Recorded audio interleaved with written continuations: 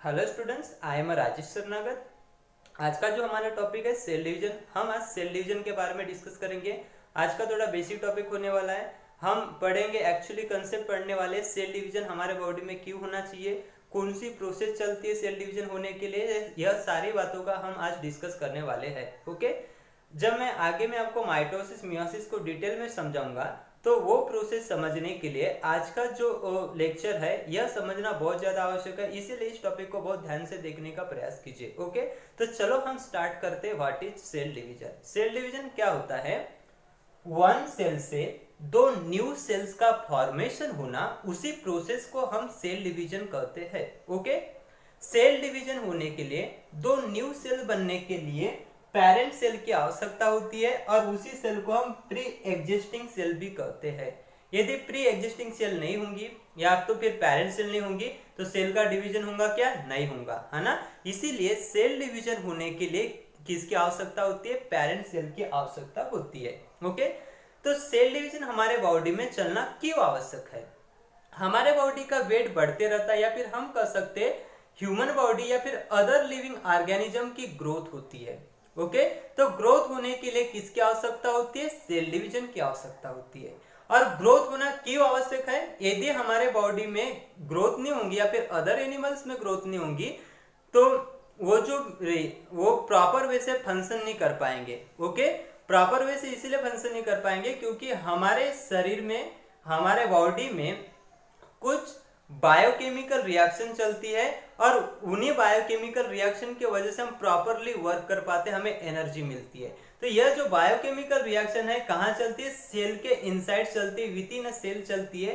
Okay, इसीलिए हमारे body में सेल का रहना बहुत ज्यादा आवश्यक है, उसके साथ साथ सेल डिवीजन होना बहुत ज्यादा आवश्यक है। तो चलो हम डिस्कस करने वाले इस टॉपिक को बहुत अच्छे से। ओके, तो यह टॉपिक, यह बातें हम स्टार्ट करने के पहले हमें जानना होगा कि सेल्स में कौन कौन से ऑर्गेनल्स रहते हैं, उसके बारे में हमें एक जनरल बेसिक कंसेप्ट पता रहना चाहिए। ओके, सेल जो होता है, सेल बहुत सारे ऑर्गेनल्स से मिलके बना हुआ होता है। सेल्स के अंदर में सेल का जो स्ट्रक्चर होता है ना, तो सेल्स के अंदर में बहुत सारे ऑर्गेनल्स होते हैं। कौन कौन से होते हैं? Mitochondria, nucleus, chloroplast, nucleus chloroplast हो गया, Golgi complex, endoplasmic reticulums, lysosomes, peroxisomes और भी बहुत सारे ऑर्गेनल्स सेल्स के इनसाइड में होते हैं। यह ऑर्गेनल्स का वर्क क्या है? बायोकेमिकल रिएक्शन परफॉर्म करना। ओके, यहां से जो बहुत ज्यादा इंपॉर्टेंट ऑर्गेनल्स है, सभी बहुत इंपॉर्टेंट ऑर्गेनल्स है, बट सबसे ज्यादा जो इंपॉर्टेंट ऑर्गेनल्स है वो होता है न्यूक्लियस। न्यूक्लियस क्यों होता है? क्योंकि इसी न्यूक्लियस में क्रोमोसोम्स होते हैं। जैसे न्यूक्लियस में क्या होते हैं? क्रोमोसोम्स होते हैं, इसलिए न्यूक्लियस बहुत ज्यादा इंपॉर्टेंट ऑर्गेनल्स होता है। ओके, ह्यूमन बींग्स में 46 क्रोमोसोम होते हैं।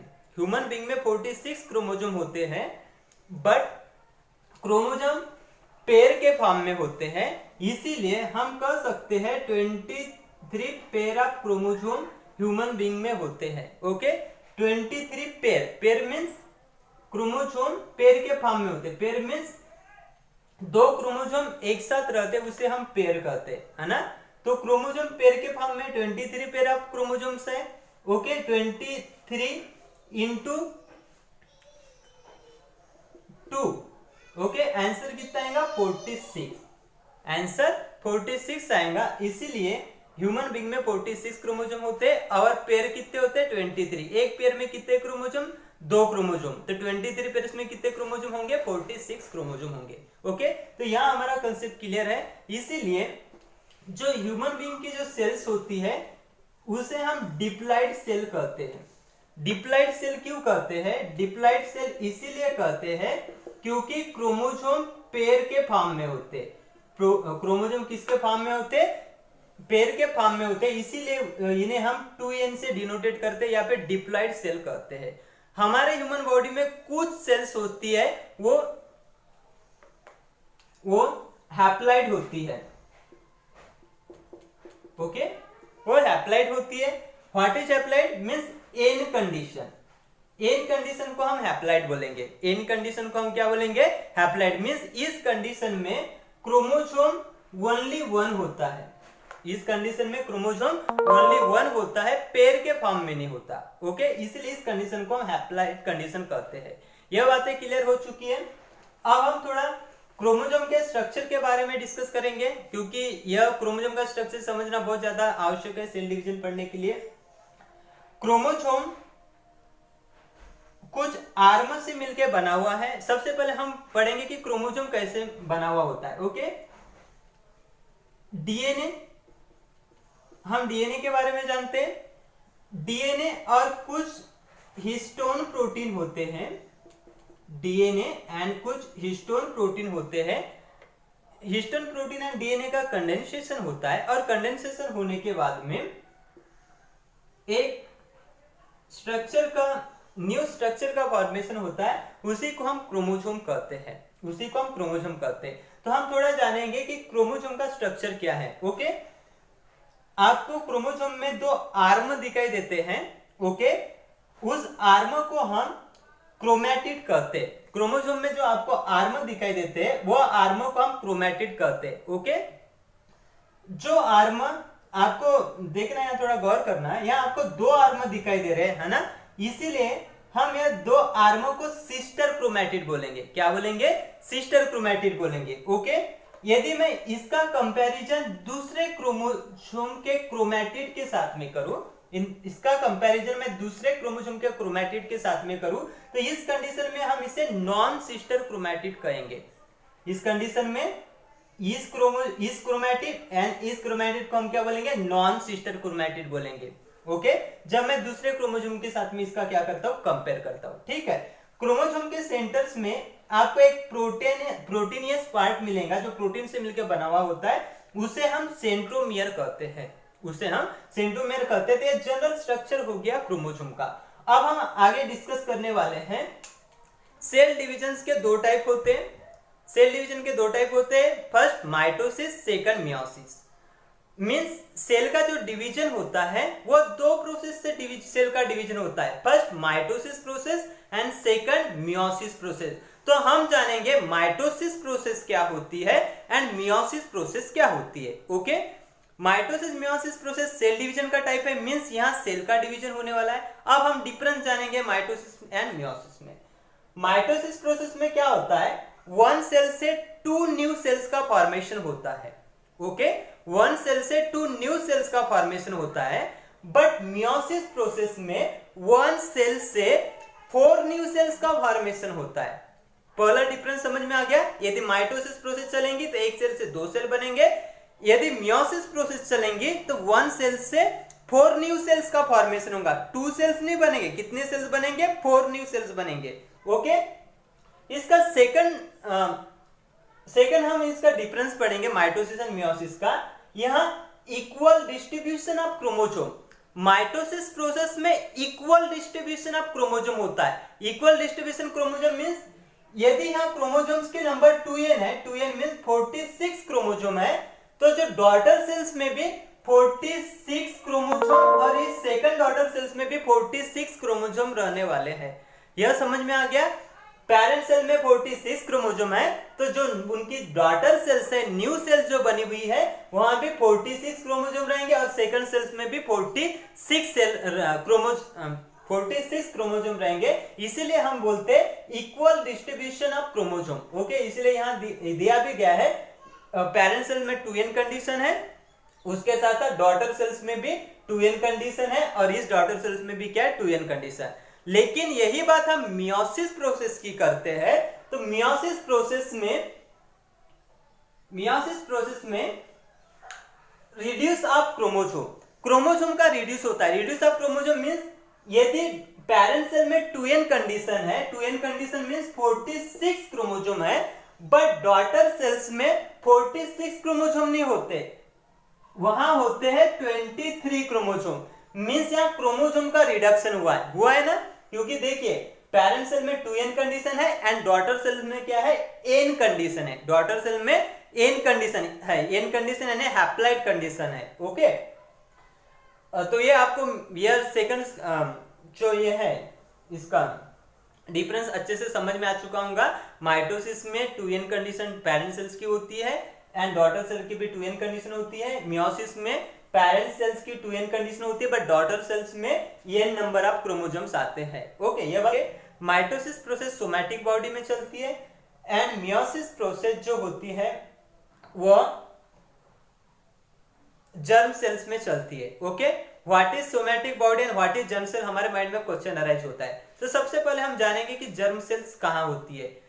हमारे बॉडी में या फिर अदर एनिमल्स में कुछ रिप्रोडक्टिव ऑर्गन्स होते हैं, वह रिप्रोडक्टिव ऑर्गन्स के अंदर में जर्म सेल्स होती है एंड उस जर्म सेल्स में मियोसिस की प्रोसेस होती है। ओके, मैं कुछ डायग्राम के मदद से आपको समझाने का प्रयास करूंगा। ओके, यदि हम ह्यूमन बीइंग की बात करते हैं, ह्यूमन बीइंग्स में फीमेल की हम बात करते हैं, तो फीमेल में ओवरी होती है, उस ओवरी में कुछ जर्म सेल होती है और उस जर्म सेल्स में मियोसिस की प्रोसेस होती है।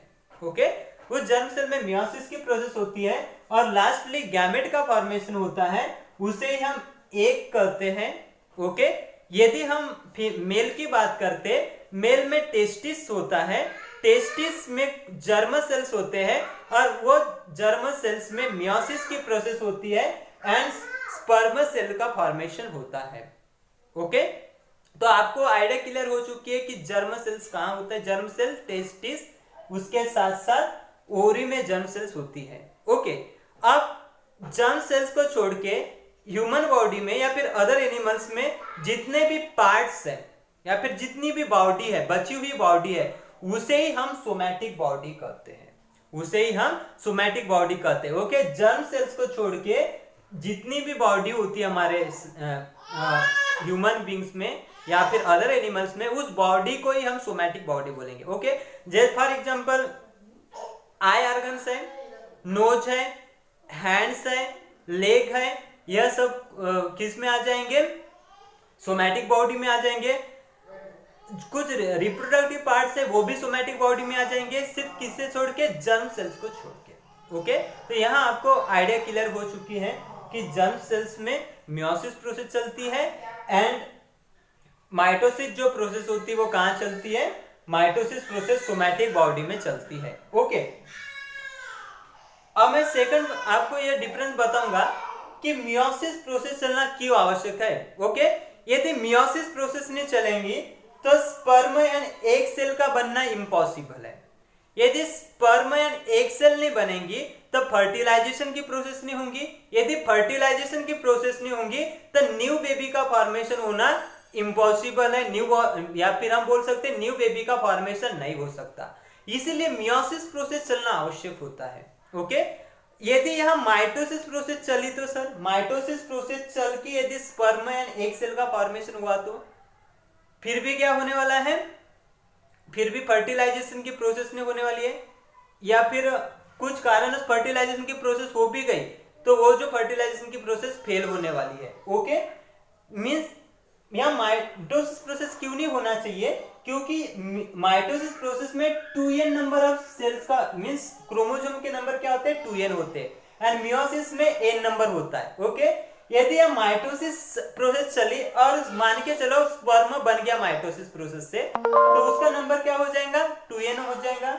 डिप्लाइड हो जाएगा, और जो ये एग बना हुआ है उसका भी नंबर क्या हो जाएगा, डिप्लाइड हो जाएगा। डिप्लाइड डिप्लाइड यदि आपस में फ्यूज कर जाएंगे तो क्या बनाएंगे, टेट्राप्लाइड बनाएंगे, टेट्राप्लाइड यानी फोरेन कंडीशन बनाएंगे, और इस कंडीशन में ह्यूमन बीइंग का फॉर्मेशन हो सकता है क्या, नहीं हो सकता। ओके, इसीलिए इस कंडीशन में मियोसिस प्रोसेस होना बहुत आवश्यक है। क्यों मियोसिस प्रोसेस होंगी, तो यहाँ क्रोमोसोम के नंबर का क्या होने वाला है, रिडक्शन होने वाला है, और यहाँ जो सेल बनने वाली है वो हैप्लॉइड सेल्स बनने वाली है। तो ये मैंने आपको बहुत अच्छे से डिफरेंस बता दिया।